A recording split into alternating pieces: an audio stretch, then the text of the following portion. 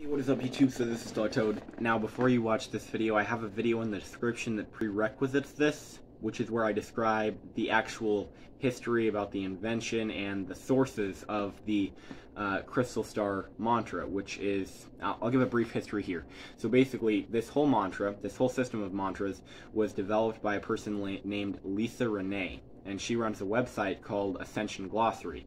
And on this website, she has many different words for this crystal mantra. And the mantra itself is Ka, Ra, Ya, Sa, Ta, A, La, or Ha, La. There's a difference between the two, which I will describe in this video. But she has many different names for it. She calls it the krystala, she calls it the crystal star, she calls it the crystal code, she calls it the Christ code, she calls it Christ consciousness, spelled K-R-Y-S-T. Many different things, so many different things, and so many different names from this one person on this one website. And pretty much there is no historical basis for this mantra. There is no sources outside of this website for this mantra. There is no information on it. It is not a valid mantra. But guess what? I have used this mantra for 6 years, knowing that it's not a valid thing and that it has no historical basis.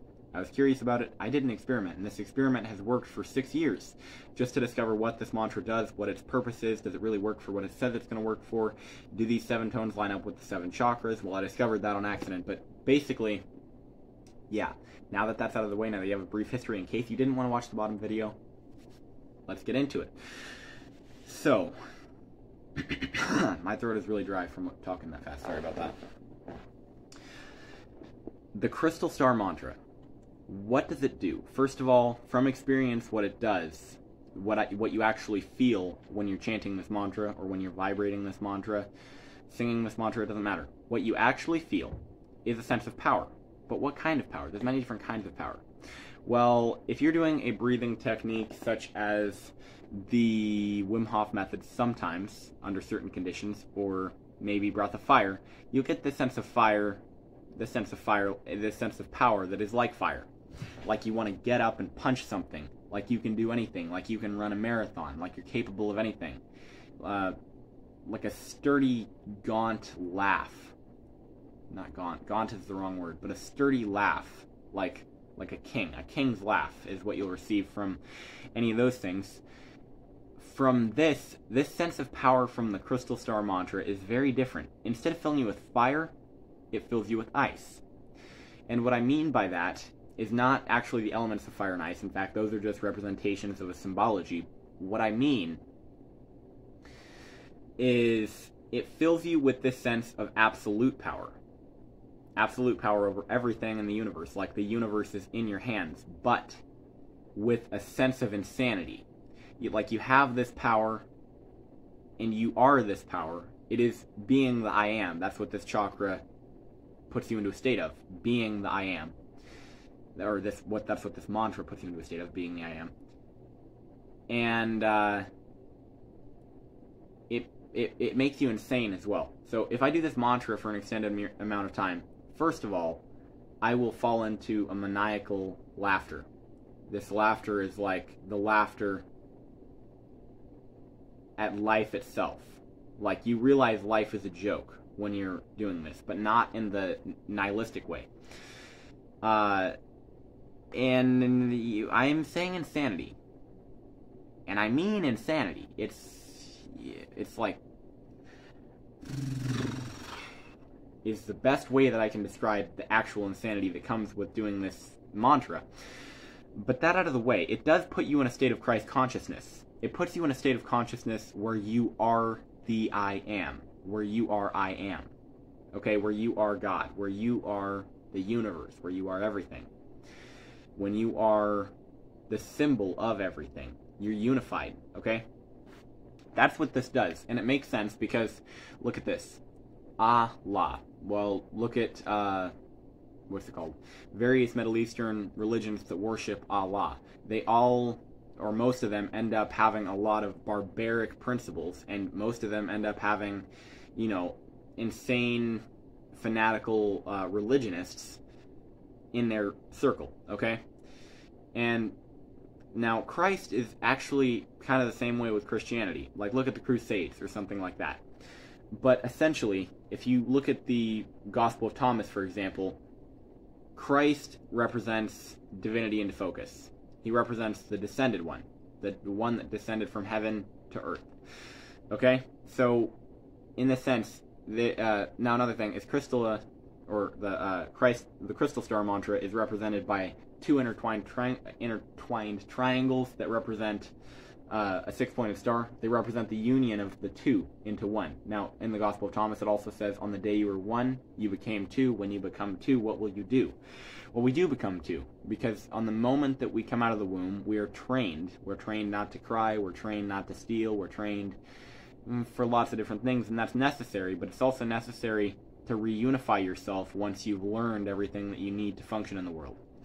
And that is not done. Most people literally just cut off their inner child, or their inner selves, their shadow selves, from themselves, and they lock it away, and they end up with all these mental problems because they lock themselves away in a box, and their soul is consumed by spiders. That's a different story. But pretty much, this crystal star represents the union of Christ and Allah, or the union of the descended one, the one that is pure divinity, that I am, with the ego. Now, when I was chanting this mantra, Ka, Ra, Ya, Sa, Ta, A, La, I noticed, now, after I noticed myself, I also looked it up, and other people noticed the same thing, and then presented it as fact, which I also did, that these mantras are tones for each chakra. So Ka being the crown chakra, Ra being the third eye, Ya being the throat, Sa being the heart, Ta being the solar plexus, Ha, or A, depending, being the sacral chakra, and La being the root chakra. I noticed I could actually feel all those spatial points in my body when I was chanting these different sounds. And that's where I made the connection. Like when I chanted Ka, I would get this pulsing, throbbing sensation in the top of my head, like right here, that was like... It was really weird. And I could actually... It felt like I was tingling in the center of my brain when I chanted Ra. And it kind of felt like I had a baseball in my throat when I chanted Ya. Okay? So all of those different mantras trigger these different spatial points. So you can use the crystal star mantra to open your chakras and to align your chakras. You can use the crystal star mantra to charge your chakras. Now, we say open chakras. Chakras are not something that can just open. They're centers that you must fill with energy. And there is no such thing as a chakra that is too opened or too closed. Essentially, you just want to fill each chakra up with the maximum amount of energy to condense and crystallize your aura. The next thing is, what is the mind state that you enter? Did I already cover this? Anyway, you get this sense. Yeah, I already covered this. When you do the mantra, you get filled with insanity power, sort of, pretty much. It's a simple way of describing it. Now, that's Christ consciousness. So, when you enter this state of Christ consciousness, that's when you can time travel. So you can not only use this to align your chakras and to fill your chakras with energy from the top down. Now, I'll describe that later in the video. But also, you can enter this temporary, even if it is temporary, state of Christ consciousness, which you can use to your advantage to time travel. When you time travel, first of all, you have to enter, I'm not sure what it is, but it's this state where your body falls asleep. Your body does fall asleep. But, and I don't want to say your mind does not, because eventually your mind does as well. But you enter this state where you can't see anything, it's just dark, and you feel like you're spinning and falling head first, kind of doing flips. You lose a sense of where your body is, so you don't know where your body is. You lose track of your body, you don't know what position you're in, you can't feel it, okay? And you detach from the body this way. You become unaware, you dissociate from the body. I think that might be what it is the process of dissociation being represented as feeling, okay? Now, the next thing is that once you start focusing into the memory, now I have to go on another tangent here, because to describe this, I cannot describe it in a one-faceted sort of way. This is going to be a multifaceted conversation, okay? Essentially, when you remember something, the way our brains work is not that it remembers it by details, by colors, by shapes, or by images, or by the actual way that things happen in the first place. Our brain does not record things that way. It doesn't record things at all. It remembers things based on what actually matters. What actually matters? Well, you'll remember a snake bite by the fact that it feels terrible, or by the way it feels. You'll remember an orgasm by the way that, now you're addicted to it. Now, like, your brain has given you drugs, essentially, and you want to do that again. So that's how your brain remembers that. It remembers it as a feeling. Okay? How does your brain remember, breaking your ankle? It remembers it as you did something stupid. It remembers it as the feeling of egoicness, followed by the feeling of pain, followed by the feeling of being stuck for, 2 or 3 or 4 months, or something like that. It remembers by feelings. So when I say in time travel that you have to use a time stamp, what is a time stamp? It's the general feeling that encompasses a certain portion of your life. So if you want to go back to a specific day, if you can emulate the feeling, the code of that day perfectly, or very close to perfectly, then you can enter it again by entering a state of Christ consciousness and dissociation from the body. And then you can ground into this memory by simply focusing on it, focusing on the feeling from it. The scenes will follow up by themselves. All the details will fall into place based on this generalization, on this code, on this feeling that's within your brain, the way that we remember things. The full code exists within this raw feeling, but this feeling will attract that code. Everything falls into place after you signal into the timestamp, after dissociation from the body and entration into the Christ consciousness. Alright? So that's the next thing that it can be used for. Now, I talked about earlier that I would cover later in the video. Okay, so what I said I would cover later in the video was actually, using the chakras from the top down instead of the bottom up. Typically in Kundalini, in yoga, in Hinduism, in any kind of thing where there's chakras involved. You open the root chakra, you open the sacral chakra, and they talk about opening the chakras. Okay? But let's ignore that for a second. Let's ignore the tradition. And I've done something the opposite way. Okay? Based not on, some idea that someone else had, but from an idea that I had. I tried it out, using things based on experience. Alright? You can actually have energy flowing in 2 different directions. Alright? So that's the thing. You can have energy flowing upward, okay, and this is the energy of the physical body, from the root upward, bringing yourself into a higher state of consciousness, and then having this higher consciousness brought down to you as well. See, the top triangle doesn't just go down to the bottom triangle, and the bottom triangle doesn't just go up to the top triangle. When you form a 6-pointed star, the 2 triangles mesh. They come to a unison. Okay? So, you use chakras both ways. You use them as bringing the energy of your physical body and of your ego, of the Allah state of mind, up to Christ state, up to the Ka state, up to the top heavenly state, and bringing the Christ state down into the Hala state. Okay? So you bring them together that way. So using the chakras from the top down and from the bottom up, well, first of all, when you use chakras from the top down, it gives you more chi energy. You're not going to really give yourself much chi energy by using the chakras from the bottom up. Rather, you'd be converting the natural energy that you naturally accumulate into higher vibrational energy. When using the chakras from the top down, you can actually bring down energy from higher planes of existence like the mental plane and ethereal plane, and then condense them into a denser form of energy that you can use to do things like telekinesis and aerokinesis, different types of things like that, or using an energy work. Okay?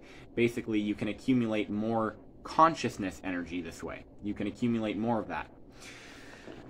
So I covered that. Now the next thing that I wanted to talk about this was using it for time travel. Now I already covered time travel. Hang on a sec.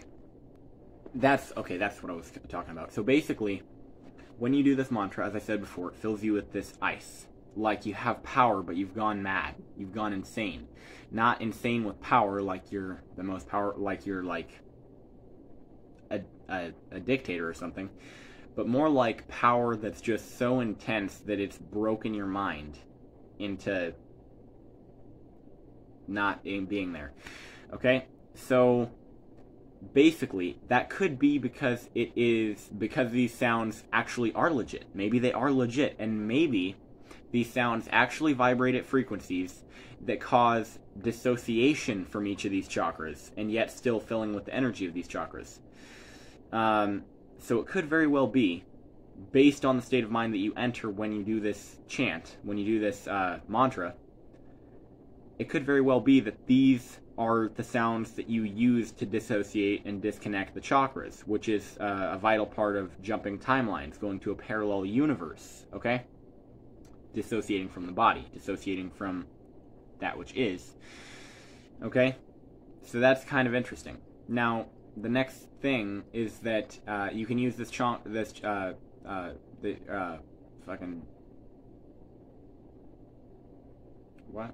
was I saying?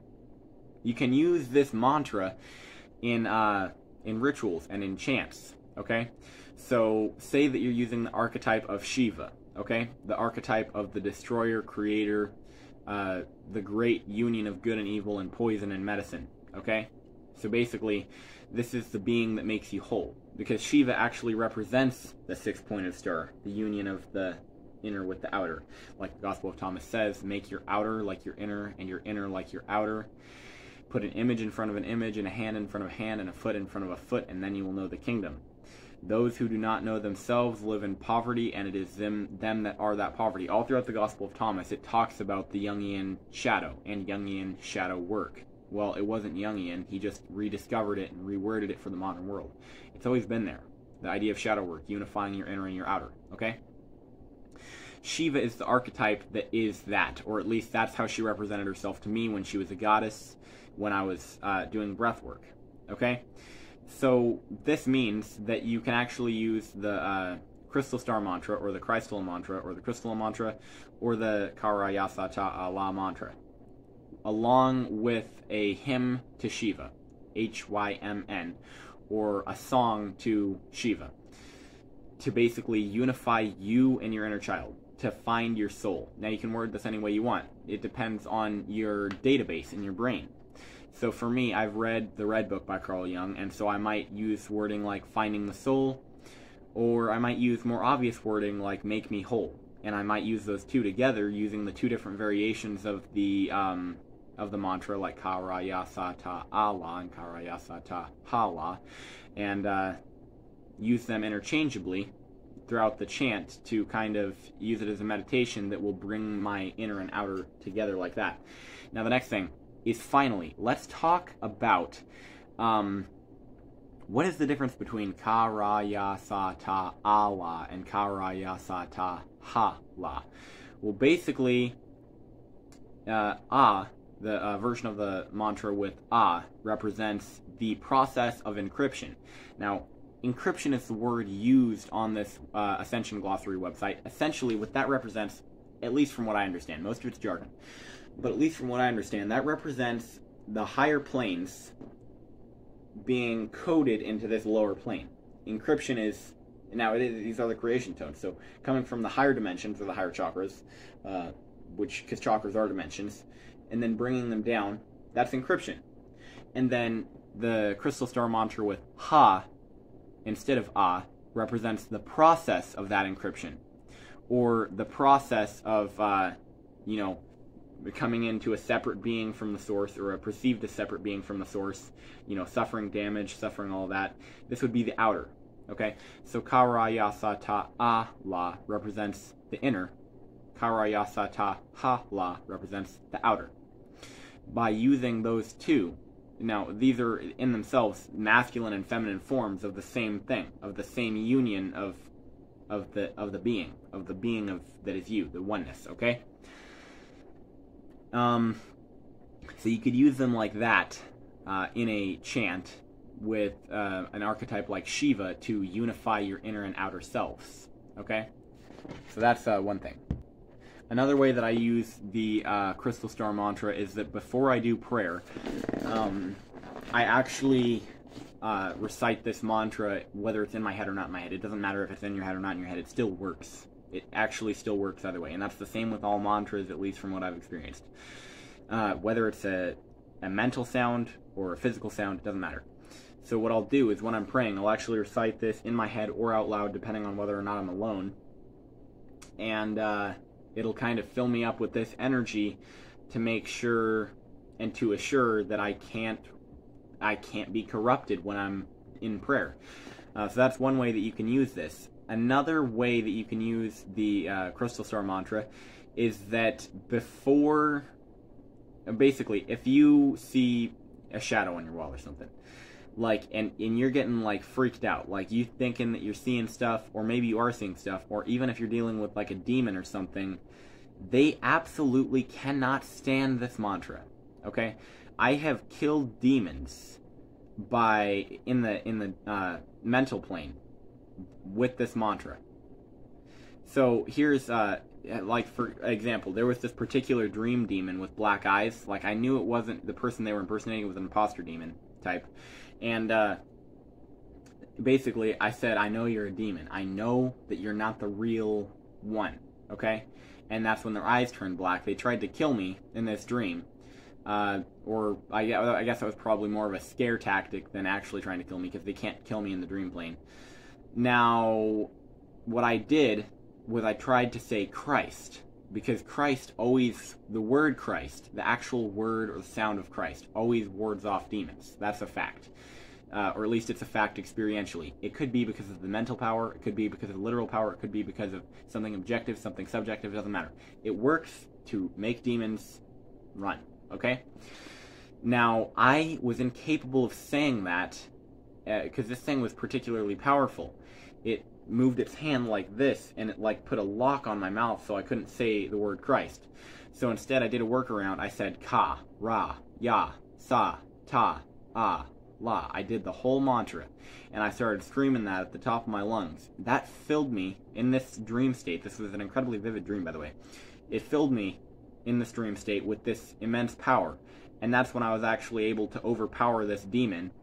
And so I drug it upstairs, and me and the person this demon was, you know, impersonating both killed it. I had, like, a can of Red Bull or something that I was bashing it with, and then the person it was impersonating had, like, a stick or something. But anyway, we killed this thing, and I overpowered it using the krystala mantra. You get filled with power when you use this mantra. Because I wasn't capable of saying Christ for some reason in this dream. Now, that happens a lot when you're in the mental plane. Demons can actually prevent you from, per se, returning to your well of power. They prevent you from doing things that fill you with power. Because they're trying to overpower you, they're trying to make you scared.